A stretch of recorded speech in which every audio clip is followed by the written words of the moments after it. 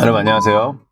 집을 지을 때 가장 먼저 해야 하는 행위는 무엇일까요? 바로 도면을 그려야죠. 설계입니다. 그런데 설계를 맞닥뜨리며 가장 많이 고민하게 되는 부분은 당연히 설계비일 거예요. 결론적으로 이야기하면 저는 지역 건축사회에서 정하는 요율에 따라 설계비를 지급했습니다.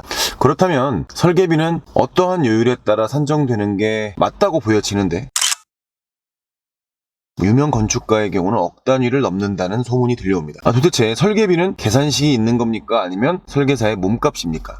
지난번에도 말씀드렸어요. 두 가지 모두 해당됩니다. 어느 하나로 정의하기가 되게 애매한 부분이 있지요. 오늘은 시중 설계 비용의 가격대별 특징과 그 특징에 적절한 상황을 한번 연결시켜 보도록 할게요. 두 가지 유념하셔야 될 것은 첫 번째, 저렴한 공사비로 좋은 집을 짓긴 힘들다. 그 다음 두 번째, 아래에서 말씀드리는 이 비용이라는 것은 범위를 말할 뿐이지 정확하지 않을 수는 있다라는 점입니다. 바로 시작하겠습니다.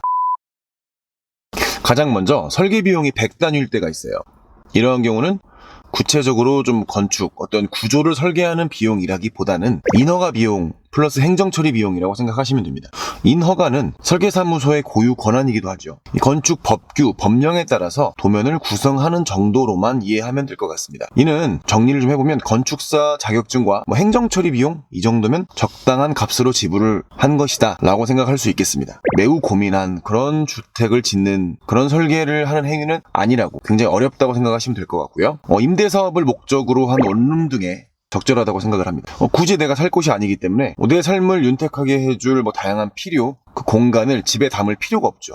고민할 필요가 없습니다. 그렇기 때문에 이러한 상황, 이러한 건축의 목적을 가지셨을 때 이 정도 금액으로 접근해보면 좋겠다라는 생각이 있고요. 또한 건축업계 종사자분들께 적절하지 않을까 싶습니다. 설계사무소의 인허가 자격증, 인허가 권한이 필요할 때 그냥 이 도면만, 인허가용으로 도면만을 부탁을 하고요. 스스로 현장 반장이 돼서 집을 지으면 되는 거죠. 두 번째 갈게요. 두 번째는 1,000만 원에서 2,000만 원 정도 언저리의 설계 비용에 대한 것입니다.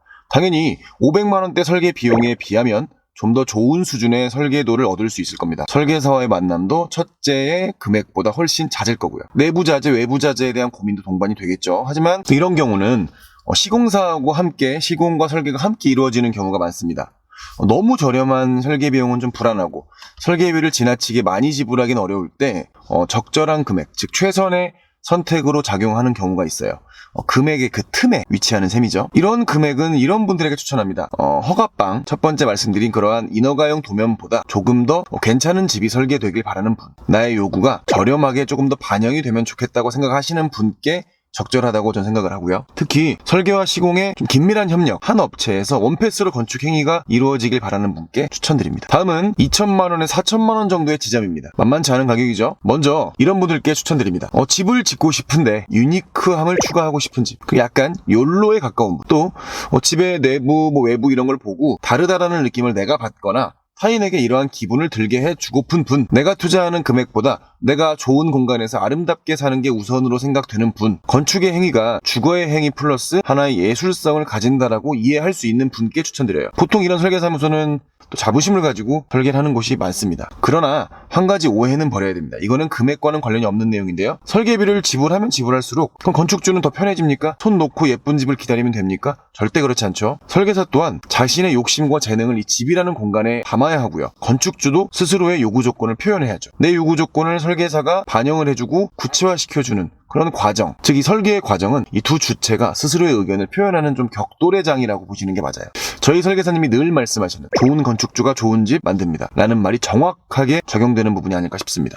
이러한 과정 안에 설계도는 좀 더 단단해지고요. 더 자세하고 디테일해지겠죠. 설계도 중심의 아주 장난질 없는 시공행위가 가능하게 만드는 초석이라고 저는 생각을 합니다. 저는 현재 이 정도 위치에 속해 있고요. 다음은 5,000만 원에서 1억 미만 설계비입니다. 듣기만 해도 부담스럽습니다. 이는 메이저급이라고 표현해도 무방하겠죠. 건축에 대한 철학이 분명하고요. 또 어떤 자신만의 시그니처가 있을 겁니다. 건축가라는 칭호를 받을 만한 그룹 또는 인물일 겁니다. 이미 다양한 공모전 등에서 증명이 될 거고요. 되었을 것이고요. 다양한 건축 잡지에서도 스스로 실력을 증명하며 그 모습을 쉽게 발견할 수 있는 사람일 겁니다. 설계 기간은 뭐 6개월 아니면 그 이상의 시간이 소요될 수도 있고요. 사실 뭐 설계 비용에 대한 정리를 하면서 느낀 것은 설계비가 올라갈수록 설계 행위 안에 포함되어 있는 요소 중에 뭐 주거 행위 외에 좀 인문학적인 요소, 뭐 철학, 예술 등의 비중이 좀 더 올라간다고 생각을 했고 그렇게 저는 공부를 했어요. 이 사람의 터치가 들어간 괜찮은 버전의 집이 지어지는 거죠. 유니크해지죠. 마지막으로 억 단위의 설계비에 대해 접근하기 만만치 않습니다. 사실 뭐 그러면 굳이 설계비를 이 정도 줘야 되느냐? 그 가치를 살려는 분들에게는 적절할 수 있죠. 네, 이러한 부분은 많은 부분이 뭐 유명한 건축가나 대학 교수님인 경우일 겁니다. 넘볼 수 없는 아성이죠. 집은 작품입니다. 온리원이죠. 저는 이런 분들에게 설계를 맡긴 적도 없고요. 향후 뭐 계획도 없어요. 좀 어려울 것 같아요. 왜냐면 워낙 메이저이시다 보니 이 말 한마디가 조심스러울 수 있고요. 불편함 또는 내가 말을 하고 싶은데 미리 죄송함을 느낄 수 있다는 것이죠. 설계의 기본 조건은 소통, 또 갈등 상황에서의 해결이 기본인데 그게 기본적으로 안 됐을 때 능력은 좋고 설계비는 매우 많이 줬지만 내가 살 집인데, 건축주가 살 집인데 그런 요구가 좀 받아들여질지 않을 수 있다는 가능성이 있겠더라고요. 잘 고민해 보시기 바라겠습니다. 이 부분은 분명히 단점으로 존재할 것 같아요. 오늘은 이제 금액대별로 설계비를 한번 나눠봤어요. 근데 이 금액이 무조건 이거다, 이 집은 무조건 이 금액에 들어가, 그러진 않아요. 하지만 분명한 건 건축 행위의 목적이 있을 거 아니겠습니까? 이 목적에 맞는 설계비용 산출은 필수적이라는 것. 내가 원룸, 단순 임대사업을 하는데 설계비를 많이 지불할 필요가 없다는 거죠. 그 다음 좋은 설계도는 분명히 좋은 시공으로 이루어지는 필수 조건이라는 점입니다.